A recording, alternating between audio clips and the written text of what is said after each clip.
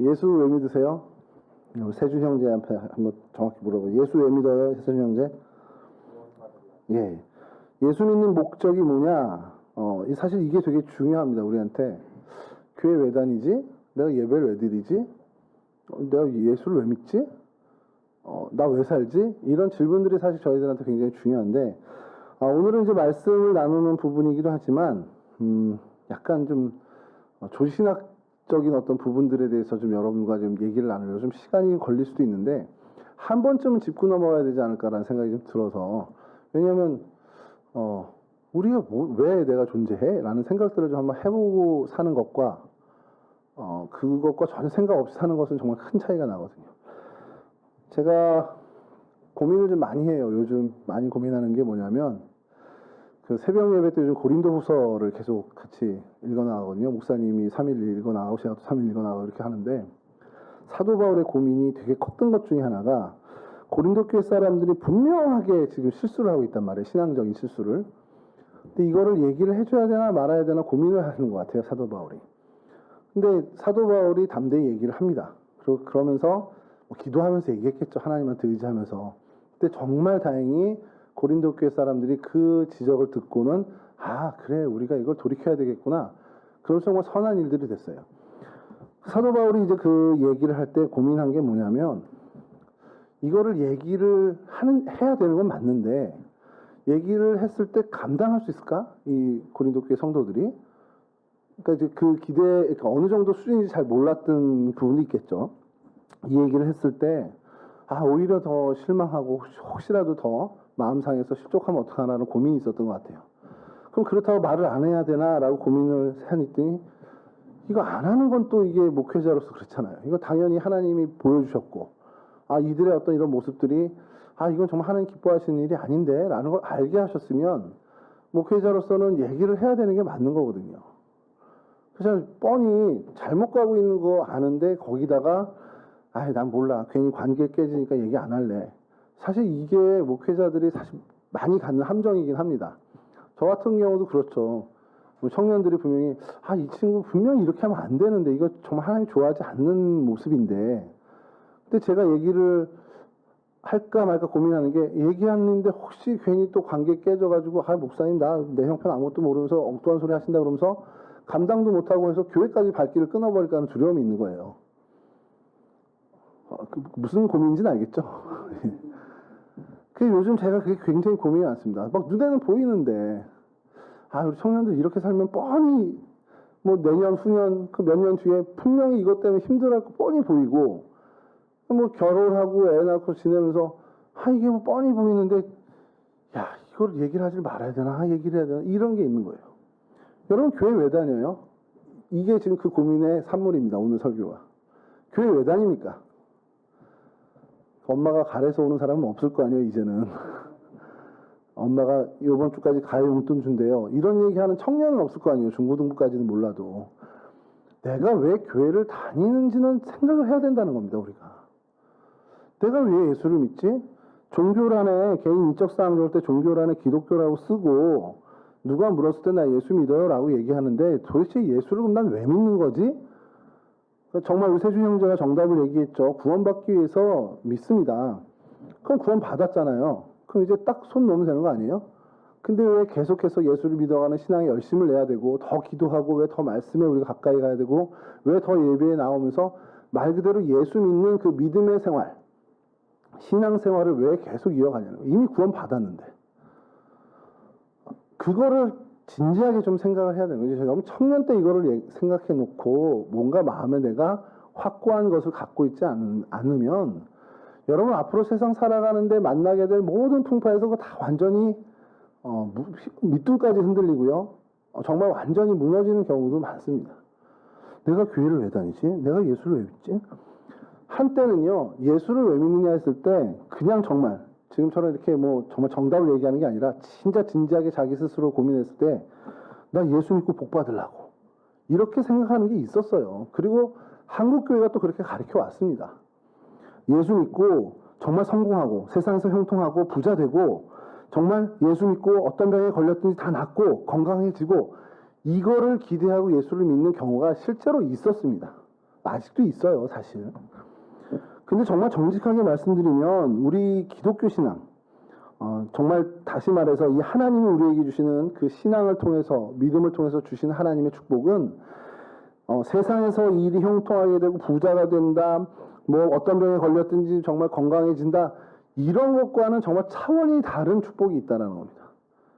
아니, 그거는 진짜 하나님이 주시는 거에 비하면 있어도 되고 없어도 되는 것들이에요. 오늘 좀 그 얘기를 하려고 합니다. 하나님이 우리에게 진짜 주시는 것, 이 신앙생활을 통해서 예수를 믿게 되고 정말 교회를 다니게 되고 신앙생활을 한 걸음 한 걸음 걸어가면서 하나님이 여러분 각자에게 진짜 주시는 최고는 생명입니다. 생명. 그 생명에 대해서 좀 구체적으로 오늘 좀 설명을 하려고 그러는데, 그 전에 이제 그 하나만 좀 얘기해 볼게요. 예수 믿고 잘 사는 거, 예수 믿으면 잘 살게 되고 부자가 되게 되고 형통하게 되고 건강하게 되고 이런 것들에 대한 막연한 동경이 있습니다. 그러니까 여러분들에게 뭐냐면 신앙생활 내가 잘하면 교회 안 빠지고 열심히 하고 교회에서 봉사하라는 대로 하고 정말 하나님 앞에 내가 순종하고 살면 내가 하는 일이 다 잘 될 것 같은 그 막연한 기대가 있습니다. 없으세요?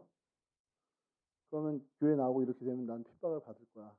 난 내일 또 우리 상사한테 되게 찐빠 먹겠지? 나 오늘 가다가 굉장히 힘들게도 내일 아침부터 열병을 앓게 될 거야. 이런 기대감 갖고 예배 오는 사람은 없을 거 아니에요. 내가 구체적으로 얘기하지 않아도 예배를 드리고 하나님 앞에 내가 열심을 내고 하나님 앞에 내가 정직하게 살려고 하는 그 모습 살짝 이면에는 하나님이 내게 복을 주셔서 내 하는 일들이 좀 잘 되고 평탄하게 걸어가고 좀 뭔가가 수월해지는 어떤 그런 걸 은근히 기대하는 게 있습니다. 그게 잘못된 게 아니라는 거예요. 근데 그게 내가 하나님 앞에 정직히 행하는 것의 주가 되면 안 된다는 거예요. 그걸 목적으로 하나님 앞에 내가 정직하게 내가 하나님 앞에 정말 뭔가 헌신하고 하는 것은 그거는 어떻게 보면은 진짜 기독교 신앙의 모습이 안 된다는 겁니다. 우리 사는 세상을 한번 보세요. 부자들, 잘 사는 표현 좀 정리를 한 다음에 얘기를 하고, 부자들이 우리 주변에 많이 있죠. 그러니까 아버지 아들 말고 리치맨들, 뭐 영앤 리치하는 그 리치들 우리 주변에 있잖아요. 그 사람들 보면 행복해 보입니까? 행복해 보이죠. 일단 눈에 보이는 건. 그러면 여러분들에게 그러면 그 이유를, 그 사람들이 행복한 이유가 정말 뭔가 소유가 많아서 행복한 걸까요? 라고 물어본다면 여러분들은 정답은 이미 알아요. 그것 때문은 아니겠죠. 100%. 근데 여러분들은 또 거기에 좀 있을 것 같은 거예요. 그 소유를 좀 많이 하면 행복해질 것 같은 막연한 기대감이 있다는 거죠. 여러분들 한번 생각해보세요. 여러분들 직장 생활하는 우리 청년들 중에 학생 때보다 지금 여러분들 명의로 됐거나 여러분들이 갖고 있는 소유가 더 늘어났습니까? 줄었습니까? 학생 때보다 줄었다면 생각하긴 하죠. 저는 학생 때보다 좀 줄긴 했습니다. 여러분 학생 때보다 부모님께 용돈을 받았을 때보다 지금이 직장 생활을 하면서 뭔가를 어떤 여러분들 벌이를 하는 지금이 여러분들에게 어쨌든 소유 면에서는 여러분들이 갖고 있는 소유 면에서는 분명히 커졌을 겁니다.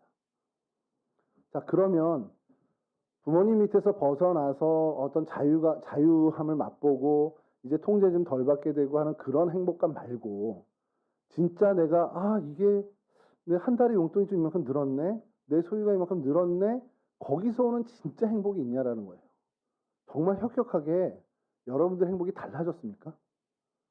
그러니까 그만큼 영향을 줬냐라는 거예요. 여러분 소유가 늘어난 만큼 여러분들의 행복과 여러분들의 기쁨이 정말 그거에 비례하는 만큼 늘어났냐라는 거예요. 다른 이유 다 제거하고 엄마 아빠한테서 드디어 벗어났다 이거 말고 그냥 정말 그 소유가 늘어난 것으로 인한 즐거움은 있겠지. 행복이 있냐라는 거예요. 즐거움은 있죠. 당연히 플레이스테이션 샀는데 그 첫 월급 타서 플레이스테이션 샀어요. 뭐 이러면서 되게 기뻐하는 청년이 있었습니다. 정말 기뻐하더라고요. 그래서 이게 기쁨은 이제 작은 즐거움은 또 얻을 수 있겠구나. 근데 그게 행복이냐고 했을 때는 좀 얘기가 달라진다는 겁니다. 왜 그러냐면요. 여러분들이 인정하든 인정하지 않든 간에 우리의 행복은 소유에서 오지 않아요. 여러분들이 많이 갖고 있는 것들, 내가 정말 이전보다 갑작스럽게 뭔가 많은 내 소유가 생겼다. 그게 어떤 기쁨이 될 수 있고 편리함이 될 수 있고 어떻게 보면 순간적인 즐거움은 될 수 있습니다만 그게 여러분들의 인생에 정말 행복을 줄 수 있는 그런 것들은 아니라는 겁니다. 행복하다는 착각을 줄 수 있지만 왜냐하면요. 우리의 진짜 행복은 어떤 우리의 존재의 가치에서 나오는 겁니다. 그걸 좀 얘기를 하려고 그러는데 예전 얘기를 하나 좀 아주 오래된 얘기지만 하나 좀 드리면 그 황영조 선수가 금메달 땄을 그때예요. 그 되게 오래전이에요. 92년이니까 뭐 엄청 오래전인데. 근데 왜 그 하나 이슈가 됐던 게 뭐냐면 코롱 스포츠에서 황영조 선수의 마라토나를 제작을 하는데 1억이 들었다는 거예요. 당시 돈으로. 지금으로 치면 5, 6억 이상이 든 거, 10억 가까이 들었다는 얘기인데 이게 가늠이 안 오잖아요, 사실. 무슨 마라톤화 신발 그 두 개에 1억이 들어. 이제 그게 근데 자세히 나중에 알고 보니까 연구 개발까지 다 포함된 거예요.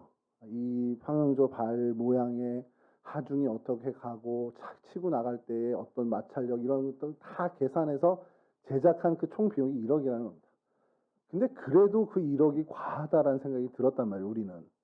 근데 이제 한 목사님이 그 내용을 가지고 괜찮다라는 거예요. 왜냐하면 그 신발의 용도나 가치는 충분히 인정할 만하다라는 거예요.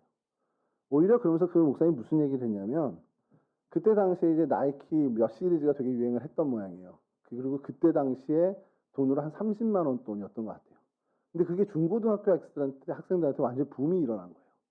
근데 당시에 보통 브랜드의 운동화가 10만 원이 되는 게 별로 없었던 시절인데 이게 30만 원을 호가하니까 이게 아이들 사이에서는 굉장히 자랑거리처럼 되어버린 거고 그걸 사기 위해서 뭐 아르바이트를 하는 애들도 있고 부모를 조르는 애들도 있고 그게 붐이 일어난 거죠. 뭐 한 10여 년 전에 그 노스페이스 바람막이 유행하듯이 확 유행을 한 거예요. 그래서 그때 그 목사님이 그걸 비유하면서 황영조의 1억 신발은 과한 것이 아니지만 중고등학생들의 요즘 유행하는 30만 원 조던 시리즈는 과한 거다라고 얘기를 한 거예요.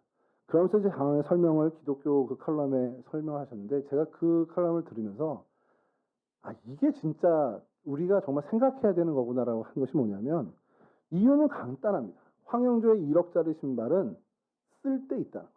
그 존재로서의 가치가 되게 충분하다는 겁니다. 근데 중고등학생들이 유행처럼 번지는 자랑하기 위한 그 30만 원의 조던 시리즈는 쓸데없다. 이게 명확한 그냥 답이라는 거죠. 뭐 그걸로 국위선양을 하겠습니까? 어디 올림픽에 나가서 금메달을 따겠습니까? 정말 동네 길거리 농구에서 몇 번 신을 텐데 또 비싸서 신지도 않을 거예요. 그럼 이유는 뭐냐? 그걸 사는 이유는 단 하나. 자랑하고 싶어서. 다른 애들 다 사는데 나도 사고 싶어서. 이거밖에 없다라는 거죠. 그 신발의 존재 가치 이유가. 근데 황영조 선수의 1억짜리 신발은 아무리 비싸도 그 이유가 너무 명백한 거죠. 그의 마라톤 그리고 그걸로 금메달을 땄단 말이에요. 그런 얘기를 하면서 그런 그 칼럼을 그때 들으면서 보면서 생각한 것이 뭔가를 자랑하기 위해서 그 자랑 때문에 내가 신발을 사. 신발 말고 요즘은 또 명품백이겠죠. 자랑 때문에 명품백을 사. 자랑하려고 좋은 차를 사. 여러분 이걸 역으로 생각하면요. 내가 자랑할 게 없기 때문에 신발을 사는 거고 내 스스로 자랑할 만한 게 없기 때문에 명품백을 사는 거고요. 내가 자랑할 것이 없기 때문에 그런 좋은 고급 승용차를 사는 거라는 겁니다. 내 인생이 고작 뭐 몇십만 원, 몇백만 원, 몇천만 원짜리 되는 그 정도밖에 되지 않기 때문에 그 이상이 되지 않다고 스스로 생각하기 때문에 내 인생보다 좀 더 괜찮다고 생각하는 신발이니 명품백이니 자동차를 갖고 자랑을 하려는 그런 모습을 우리가 갖게 된다는 거예요. 이게 뭐냐면 내 스스로에 대해서 가치를 아직 발견하지 못한 거기 때문에 그렇습니다. 여러분 진짜 한번 좀 생각해 볼게요. 여러분 옆에 사람 한번 좀 바라보세요. 윤서가 너무 눈빛이 그런 눈빛으로 바라보라고 한 게 아닌데 여러분 옆에 있는 이분들 어느 정도 가치를 여러분 매길 거예요, 여러분 스스로. 에어조단 시리즈보다는 높죠? 여러분 뭐 테슬라 전기차보다는 이 친구들의 가치가 더 높은 거 아닙니까? 솔직한 얘기로. 그래도 테슬라 줄게 얘랑 절교해 그러면 할 것 같은데 느낌이. 솔직히 여러분들이 서로서로 바라보는 이 존재는 걔네들하고 그러니까 비교 자체가 할 수 없는, 왜냐면 인격체고 생명체입니다. 그렇잖아요. 여러분들의 가치를 우리 스스로가 자꾸 폄하하고 있는 게 사실 우리의 실정이라는 거예요.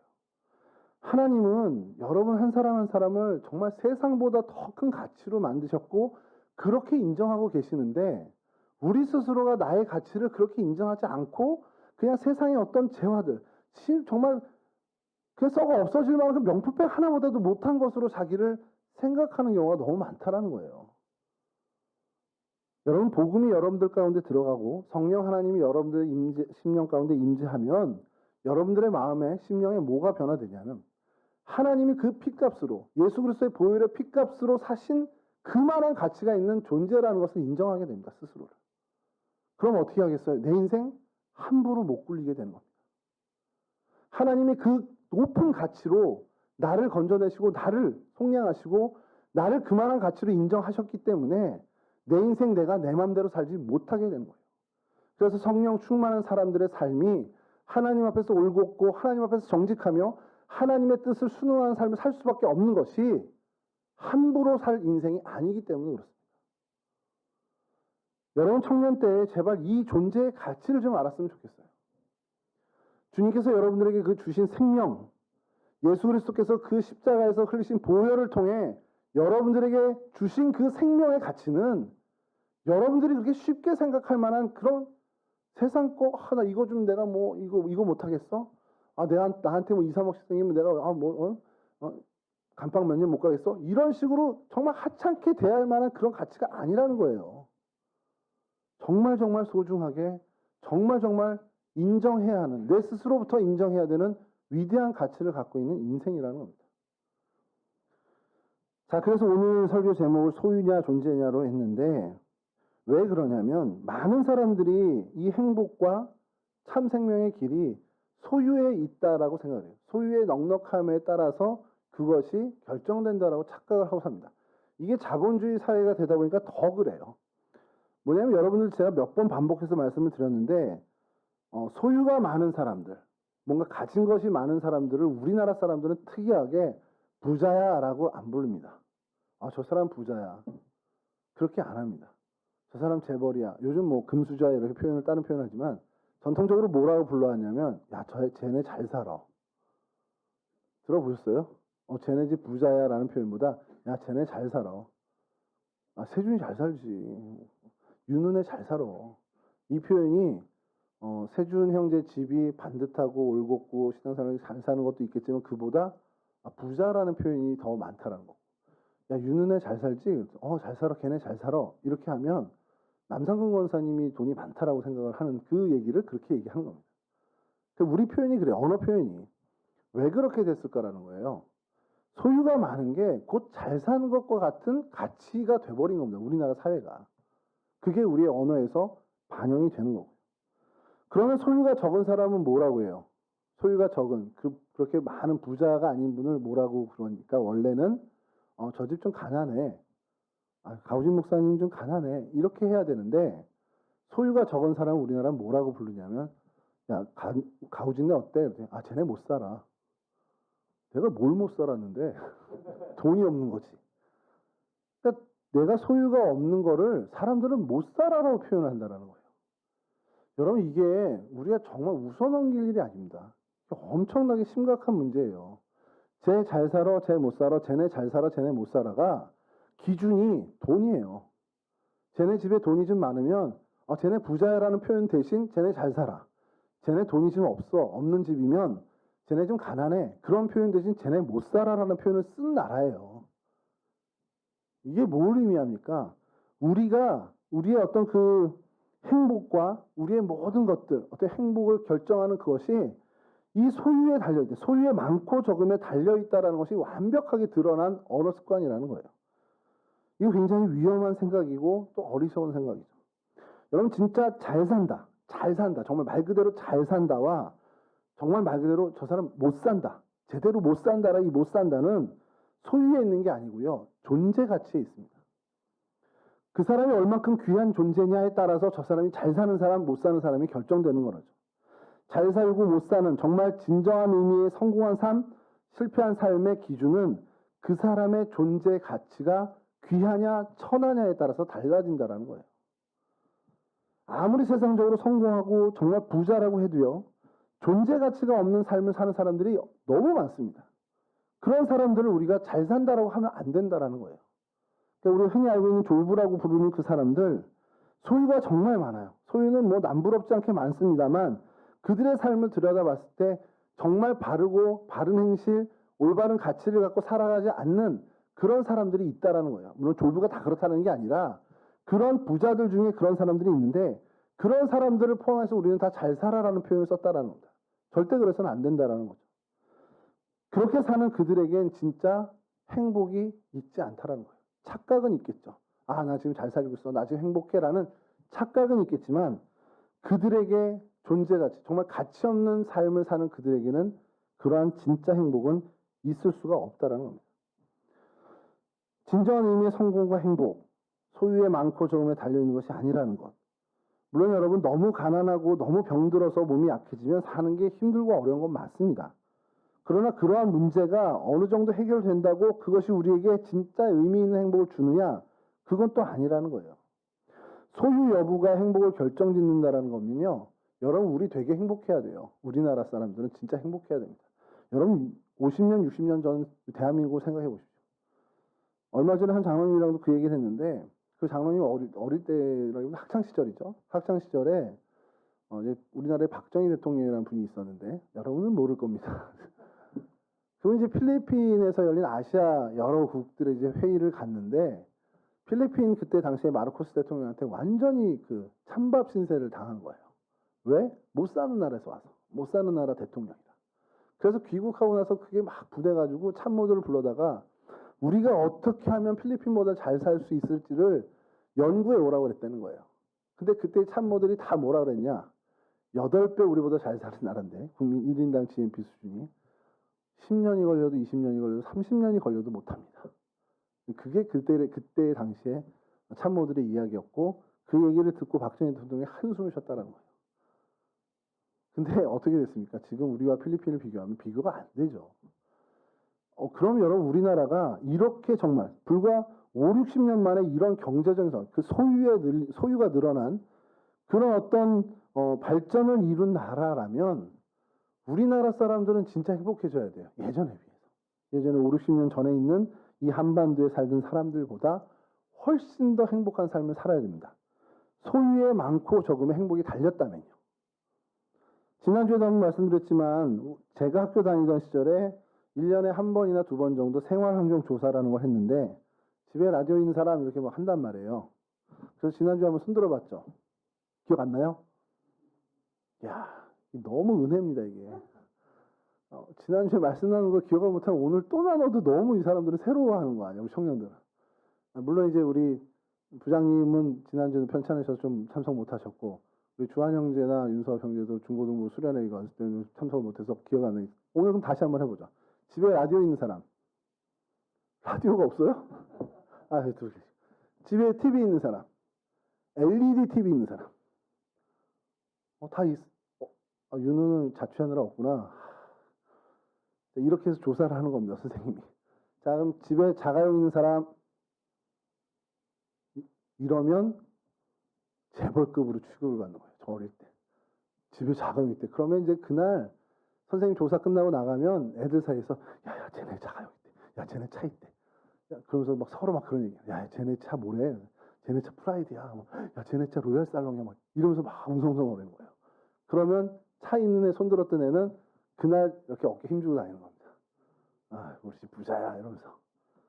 여러분 참 얘기하면 참 웃기긴 한데 그러면 여러분 잠깐 우쭐댈 수는 있지만 그게 행복을 주냐 말이에요. 우리 집에 뭐 있어. 이게 잠깐의 우와 너네 그런 것도 있어? 이런 걸로 해서 주의가 환기되면서 내가 약간 주목받고 약간 우쭐하게 되는 건 없지 않겠죠. 분명히 있을 거예요. 그렇지 않아요? 여러분들 이렇게 남자 셋이 이렇게 막 찬양 연습하고 뭐 여기 있다 앉아서 예를 들어서 승혁이나 윤우나 세준 형제 이렇게 있다가 막 이렇게 얘기를 하고 찬양연습 막 했는데 세준 형제 얘기가 나오다가 형은 여자친구 있어요? 그래서 난 여자친구 있지. 그럼 윤우랑 승혁이가 우와 형 여자친구도 있어요? 와 약간 우쭐할 수 있어요. 그런 느낌인 거야. 그러니까 와 형네 집 플레이스테이션이 있어? 와 좋겠다 그러면 약간 우쭐하면서 기분 좋은 건 있지만 그게 행복을 주는 건 아니라는 거예요. 여자친구는 행복 줄 수 있습니다. 여자친구는 줄 수 있는데 다른 소유를 얘기하는 거예요. 그것에서 행복이 오는 게 아니라 내 자체의 존재 가치에서 오는데 이게 사실 설명을 좀 여러분들에게 하려고 이렇게 써보고 저렇게 썼는데 도대체 재주가 없어서 이걸 우리 청년들한테 어떻게 설명을 해야 되지 하다가 발견을 했습니다. 마이크 보세요. 이 마이크. 이 가치가 뭡니까? 이 마이크가 가지고 있는 가치가 뭐예요? 얘 그럼 존재 목적이 뭡니까? 마이크의 존재 목적. 얘가 여기 왜 있는 거죠?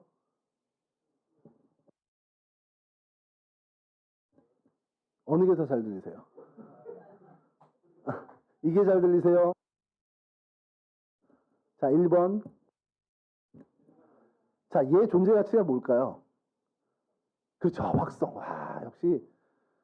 자, 전년도 회장이라 정말 똑똑한 겁니다, 이게. 신앙생활을 잘해왔기 때문에 하나님 이런 은혜를 주는 거예요. 얘의 존재 가치는요, 작은 목소리를 확성하는 데 있습니다. 그게 얘의 가치예요. 그쵸? 이 가치를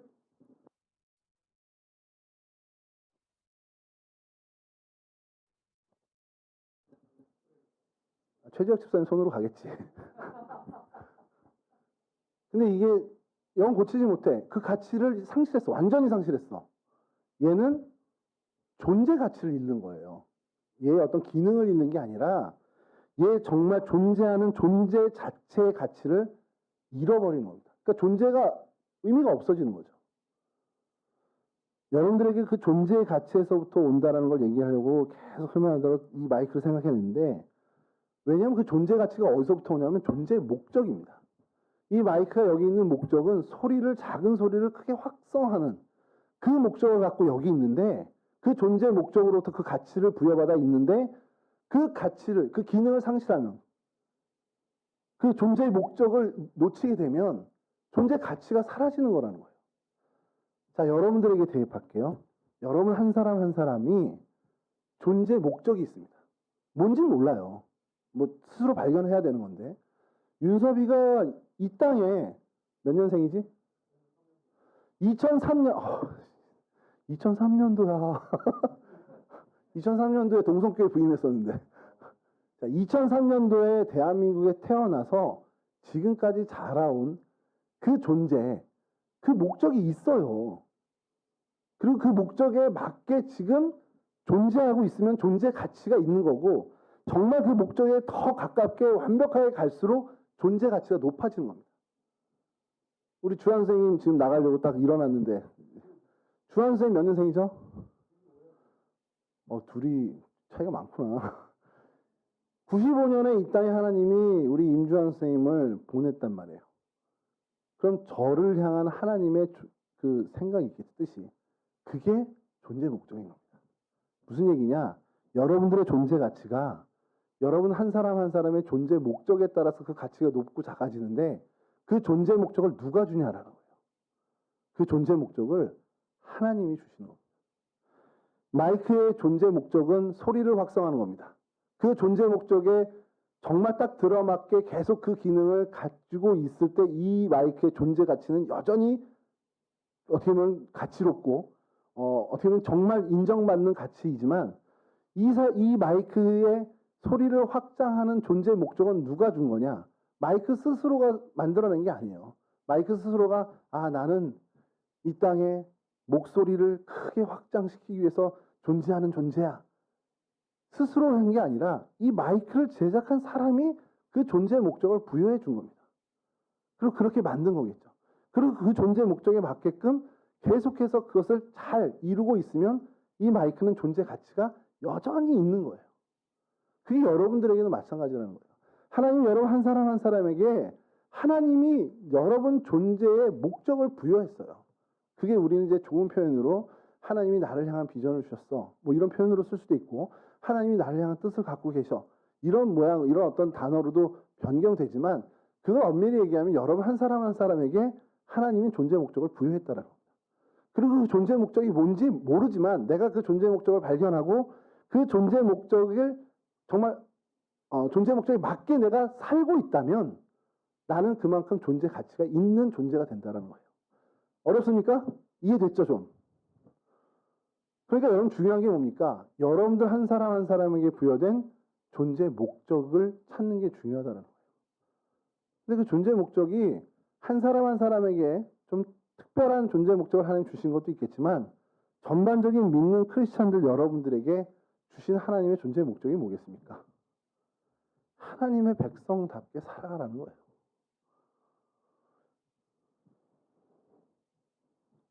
여러분 하나님 백성답게 살아가는 게 뭡니까? 여기서 또 이제 난관에 들어가나요? 하나님의 백성답게, 뭐 다른 표현으로 하나님 자녀답게, 좀 더 우리 리얼한 표현으로 신앙인으로 믿는 크리스찬답게 살아가는 게 뭡니까? 제일 구분되는 게 뭐예요? 여러분들이 나 예수 믿는 사람이야 라고 했을 때 저기 예수 믿는 사람이라고 스스로 얘기 못하는 예수 안 믿는 사람하고 다른 게 뭐예요? 그쵸? 그 가치관에 따라서 사는 게 어떻게 다릅니까? 주일에 예배 오는 거, 예배당에 오는 거, 그것도 물론 드러나는 모습이에요. 왜 그러면 그게 어디서부터 차이가 나냐는 거예요. 저 사람은 일요일에 집에서 쉬고 아니면 캠핑 가고 하는데 이 사람은 왜 굳이 그 시간 내서 예배당에 와? 그래서 예배당하고 뭐 말도 안 되는 가우진 목사 설교를 1시간 듣고 있어? 왜 그런 거예요? 여러분들은 하나님의 법과 식대로 살기 때문에, 하나님 말씀으로 살기 때문이라는 거예요. 믿는 자와 믿지 않는 자의 가장 큰 갈림길은 하나님의 말씀을 존중하고 말씀대로 사느냐, 하나님의 말씀과 무관하게 사느냐예요. 그게 하나님의 법으로 표현될 때가 있고, 성경 말씀으로 표현될 때가 있고, 선포되는 말씀으로 표현될 때가 있고, 하여간 모든 면에서 하나님의 뜻, 하나님의 말씀, 제가 제일 좋아하는 표현으로는 말씀의 정신으로 사는 그것이냐 아니냐에서 갈림길이 벌어진다라는 거죠. 여러분, 왜 여러분들이 예수를 믿고, 왜 교회에 나오고, 여러분들이 왜 신앙생활을 합니까? 하나님이 여러분들에게 부여한 존재의 목적대로 살기 때문에 그런 거예요. 하나님이 여러분들을 하나님의 백성으로 살기 원합니다. 그 하나님의 백성으로 살기 원한다라는 말 안엔 하나님이 여러분들이 예배자로 살기 원하고, 하나님 복음 전파자로 살기 원하고, 말씀의 정신대로 살아가서 세상을 정말 이롭게 하는 사람으로 살기 원하고 하는 그 모든 게 다 들어있는 거예요. 하나님의 백성으로 살길 원한다. 그게 하나님이 여러분들에게 주신 공동의 존재 목적. 그것입니다. 물론 이제 한 사람 한 사람에게 또 다른 특별한 목적을 주신 게 있겠죠. 그래서 은사도 다르게 주셨을 거고 달란트도 다르게 주셨을 거예요. 그것을 또 찾아가는 건 우리의 숙제입니다만 우리가 정말 믿는 사람으로서 하나님이 우리에게 공통적으로 주신 존재의 목적은 하나님 백성으로 이 땅을 살아가는 것. 하나님의 말씀의 정신에 사로잡혀 말씀의 정신으로 살아가는 그 하나님의 백성으로 살아가는 것이 우리의 존재의 목적이고 그 존재의 목적에 맞게 우리가 존재하고 있을 때 여러분들의 존재 가치는 높아지고 그렇기 때문에 여러분들의 존재 가치가 높아질수록 여러분들은 진짜 생명의 길에 접어들고 그래서 진짜 하나님이 주신 행복을 누릴 수 있게 된다는 겁니다. 그러니까 여러분들의 행복은 그 존재 가치의 높낮이에 따라서 달라질 수 있어요. 하나님 앞에서 여러분들의 존재 가치가 높아지면 높아질수록 여러분은 하나님이 주시는 그 행복을 누립니다. 하나님이 주시는 인생의 그 기쁨을 누립니다. 똑같은 예배당에 나왔는데 누구는 정말 그 예배에 기뻐 춤추고 누구는 그냥 묵묵히 그냥 예배 드리고 왜 차이가 온다고 생각합니까? 하나님이 주시는 기쁨의 차이가 달라요. 하나님이 주시는 행복의 차이가 다릅니다. 왜 다르죠? 존재 가치의 차이가 나기 때문에. 존재 가치에 왜 차이가 납니까? 얼만큼 존재의 목적에 따라 살아가느냐가 달라지기 때문에. 이 사람과 저 사람의 존재 목적이 공동으로 있는 존재 목적이라 할지라도 그 공동의 목적, 그 존재의 목적만큼 누가 더 열심으로 살아가느냐에 따라 달라지기 때문에 누리는 행복의 차이도 생길 수밖에 없다는 겁니다. 어릴 때 되게 그런 게 있었어요. 예배 드리는 게 참 난 좋은데 왜 내 옆에 있는 이 녀석은 맨날 나보고 나가자 그럴까? 맨날 나보고 100원 줄게 오락실 가자 그럴까? 그래서 몇 번 꼬임에 넘어간 적도 있습니다만 가서 오락실에 100원짜리 50원이었죠 그때는. 넣고서 갤러그 하는 그거보다 교회에 와가지고 앉아있는 게, 그때 에어컨도 없었어요. 선풍기 쐬고 앉아서 그냥 부장 선생님 설교 듣고 있는 게 그게 더 좋았습니다. 왜 그런 차이가 올까를 쭉 잊고 살다가 목회자가 되면서 제가 이제 발견하게 된 것은 그냥 저는 그게 좋았고, 그 결국은 그게 좋게 살게 된 이유도 하나님이 그 기쁨을 주셨기 때문이고, 하나님이 그 기쁨을 주신 이유는 사실 제게 하나님이 존재의 목적을 예배자로서 살아가게끔 했고, 그것을 살아가다 보니까 하나님 그 기쁨을 주신 거라는 거예요. 제가 뭔가를 이 기쁨을 얻어야지, 오늘 이렇게 해서 몇 번째 기쁨을 얻어야지, 몇 퍼센트 행복을 얻어야지, 이게 아니라 그냥 하나님이 제게 부여한 존재의 목적에 맞게 살아가다 보니 존재의 가치가 어떻게 부여되고, 그 가치에서부터 오는 하나님 주시는 기쁨을 누렸을 뿐이라는 겁니다. 예배가 즐겁지 않으세요? 여러분, 만약에 스스로 생각했을 때 난 예배가 즐겁지 않고 지루해라고 한다면 다시 한번 하나님이 내게 주신 존재의 목적을 생각하는, 거기서부터 다시 출발했으면 좋겠습니다. 이번에 유초등부, 유치부 성경학교 주제가 예배가 좋아였어요.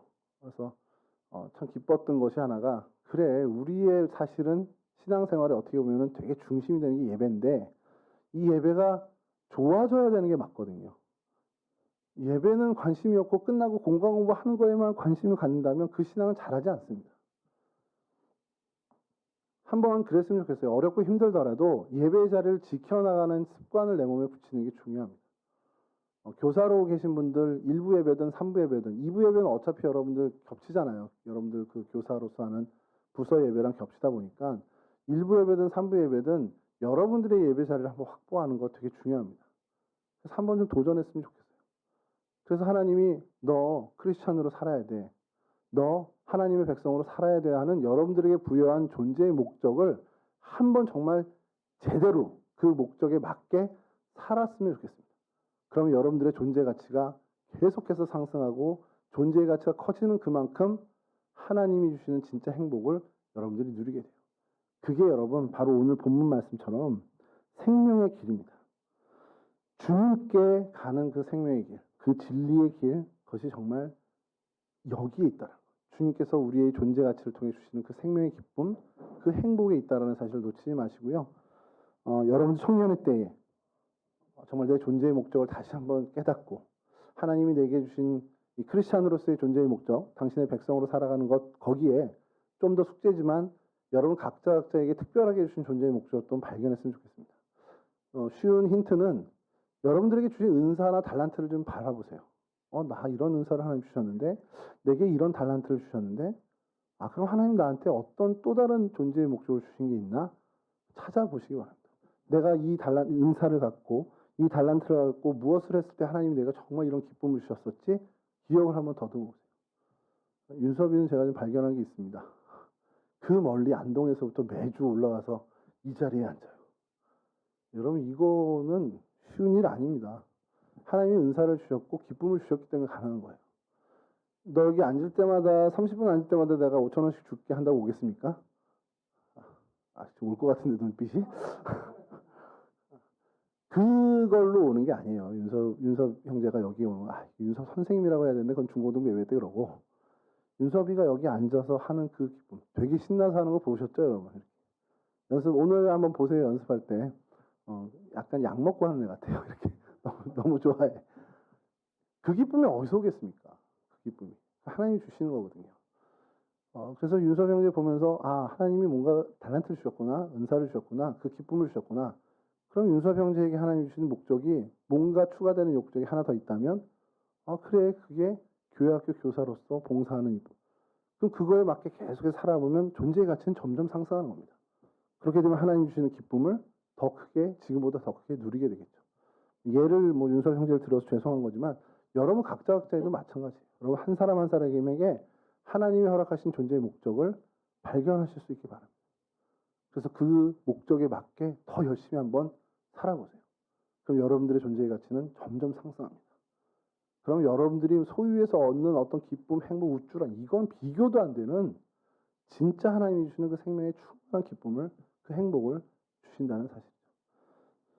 이러한 귀한 존재의 가치가 높아지는, 그래서 정말 하나님이 주시는 귀한 행복을 마음껏 누리는 우리 동성교회 온 청년들이 되실 수 있기를 주님의 이름으로 간절히 축원합니다. 기도하겠습니다. 참 좋으신 하나님 감사합니다. 우리를 하나님의 자녀 삼아 주셨고 하나님 백성 삼아 주셨고 그래서 하나님의 일을 맡은 자로까지 우리에게 사명을 주심에 감사를 드립니다. 하나님 우리 한 사람 한 사람에게 품으신 하나님의 뜻을 발견하길 원합니다. 우리에게 부여된 존재의 목적을 발견하는 우리 청년들이 될 수 있도록 도와주시옵소서. 그래서 그 존재의 목적에 맞게 정말 딱 맞게 살아가는 우리 청년들 되게 하여 주시고 그로 인해서 이들의 존재의 가치가 점점 더 상승되며 점점 더 가치로워지는 귀한 은혜를 누리는 귀한 주님의 백성, 주님의 거룩한 자녀들이 될 수 있도록 도와주시옵소서. 그래서 하나님 그 존재의 가치로부터 오는 정말 하나님께로부터 오는 그 귀한 행복과 그 귀한 기쁨을 정말 하나님만이 주실 수 있는 그 행복을 누리는 거룩한 하나님의 백성들이 다 될 수 있도록 도와주시옵소서. 그러한 귀한 형제 자매들로 모인 우리 동성교회 청년부가 되길 원합니다. 그래서 하나님 우리 청년부를 향한 하나님의 그 존재의 목적을 우리가 알게 하시고 우리 공동체 역시 그 존재의 목적에 맞게 행보를 걸어가 존재의 가치가 높아지는 그래서 하나님이 주시는 귀한 행복을 누리는 거룩한 공동체가 될 수 있도록 주님 도와주시옵소서. 감사하며 예수 그리스도 거룩하신 이름으로 기도합니다. 아멘.